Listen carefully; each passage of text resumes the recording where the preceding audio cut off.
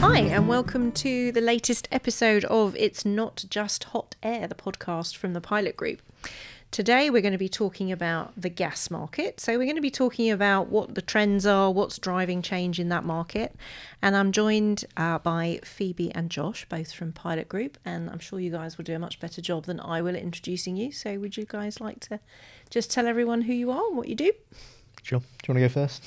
I'll let you go first. So I'm Josh. I'm head of marketing at Pilot Group. So I just kind of get the fun job of telling people what we do and kind of all the good stories. So typically I'm the one behind the camera rather than in front of it. So, you know, we'll see. Day for you. We'll see if there's a reason I'm usually behind the camera instead. Put you under the spotlight today.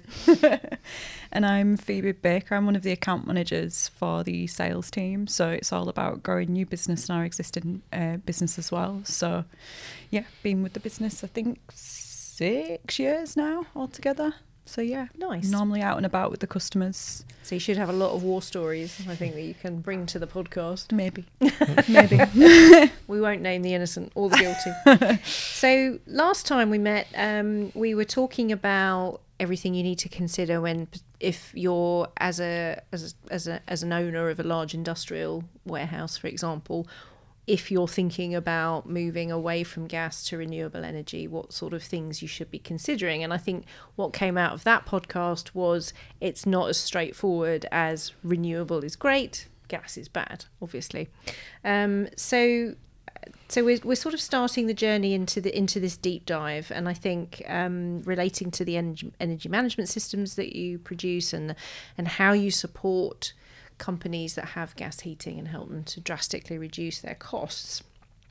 We started talking about how does industry really drive towards carbon zero, because it is a lofty goal, isn't it?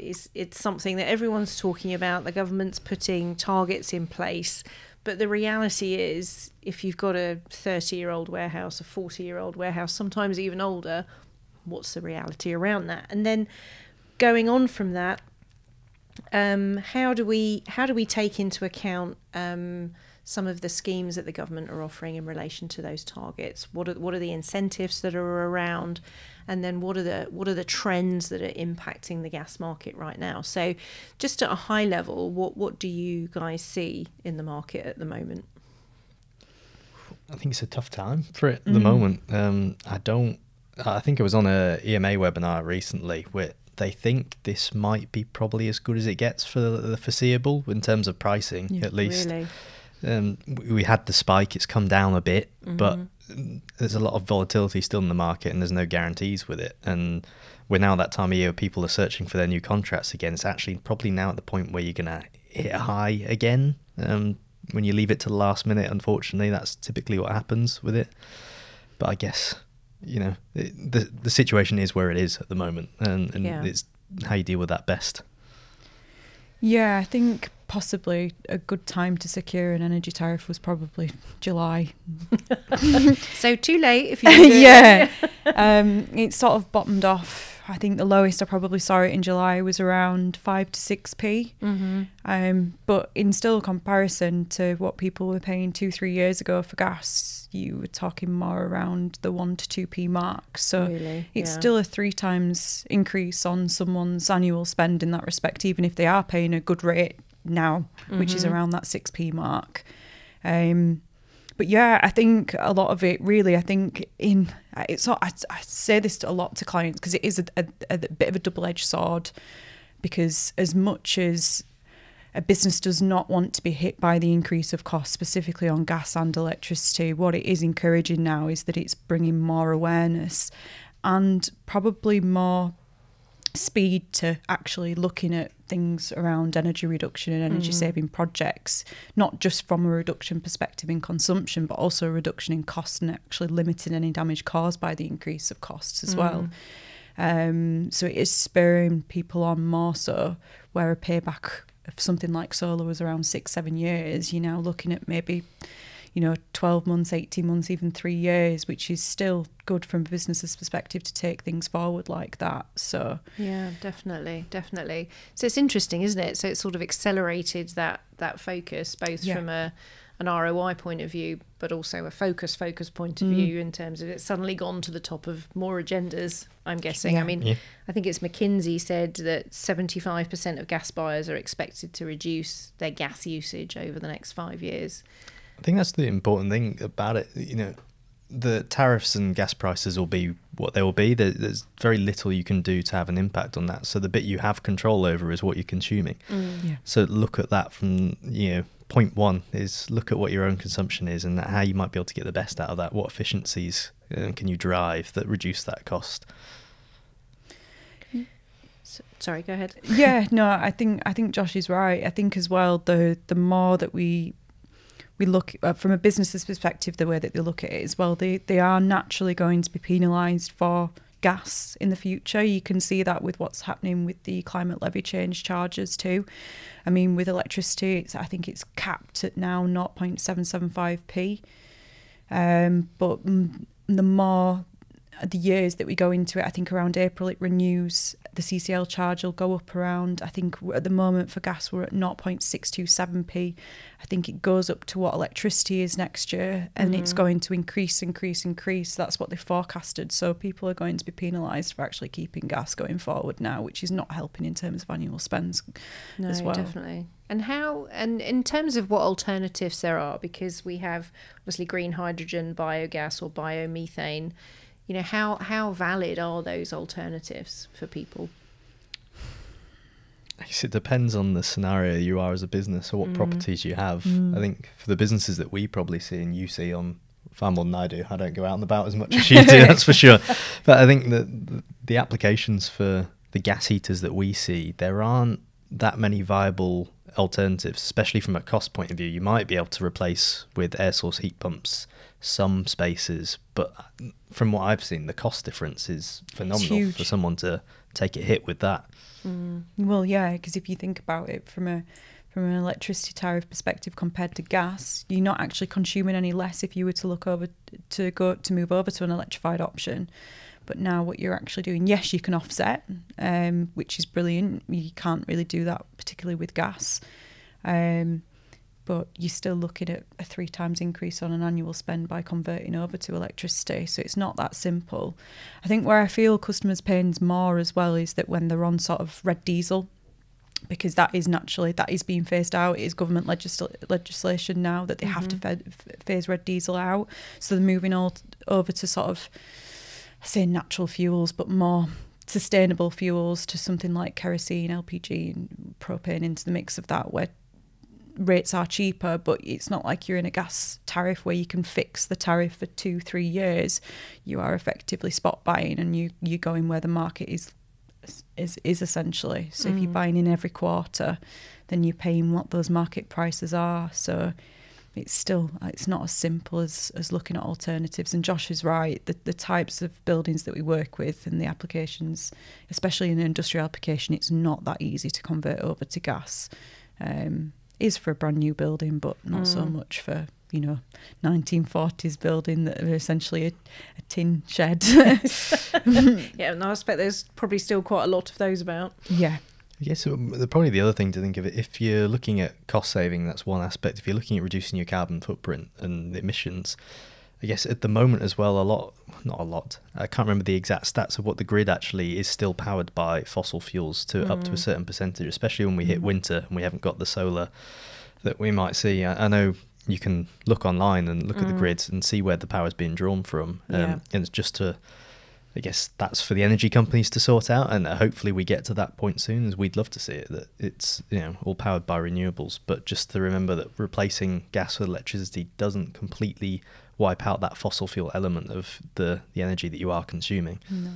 Yeah, so I guess it's about looking at the holistic scenario, isn't it? Sort of like you say, where is that power coming from? So where do you find companies are surprised where they can make cost savings or where they can reduce their consumption? To be honest, it's where you see the most shock is where it becomes the most simple. A lot of it actually comes down to actually how you're managing the equipment that is consuming energy. We can go to shops sometimes, and you ask them what their operational hours and they'll sort of say 9 till 5, but then when you actually look at the controls that they've got, it's all been set to something like 6 till 10. It's like, well, why are you configuring it that way? What is the need? And their answer is, we set it 10 years ago and never touched it. And it's those kinds of things really that shock clients when it's actually so simple in that respect. There's obviously other multiples in respect of air leaks with compressors and things like that, the heating equipment, knowing what's out there in terms of the technology that we, people can offer, specifically our control system in that respect. So, but where you get the most shock, it is more around that simple configuration that people are just either forgetting or just not doing. Well, I expect probably in a lot of cases they're not the people who set it up in the first place, so they've just inherited it. Yeah, and that's a problem, especially with our legacy clients as well, who have got our older systems in. That changeover of personnel, that a control system's been installed longer than the actual person that we're dealing with is working there. So, that handover necessarily hasn't been done correctly from actually them to understand the system and manage it well. We do see that quite a lot. So I think what we've really tried to do specifically within our own business is build up that customer service so we've got the right level of engagement from clients, so we're not falling into the same trap with what we're actually trying to recommend people to people. Yeah, no, I can imagine. And also probably not relying on what the customer's telling you, because I would imagine that's a lesson that's been learnt the hard way. Yeah, like a perfect example of that is that we'll go into a workshop and we'll see a door's been open, and you sort of ask them how long that door is open. Oh, it's only open infrequently throughout the days. And then once the control system is installed, we look at the data and it's like, actually, no, it's open for most of the day. Yeah. Prior to the control system is installed, you've actually been burning a hell of a lot of gas whilst you're letting quite a lot of cold air into the building. So I think that's the good bit though. It's the relationship building, because it's not, no one wants to have the finger pointed at them going, this was your job, you're meant to be managing it. It's, it's helping people do their roles. And, sometimes that's the last thing on your mind. You've got loads on your plate, especially if you're managing a facility, managing an operation.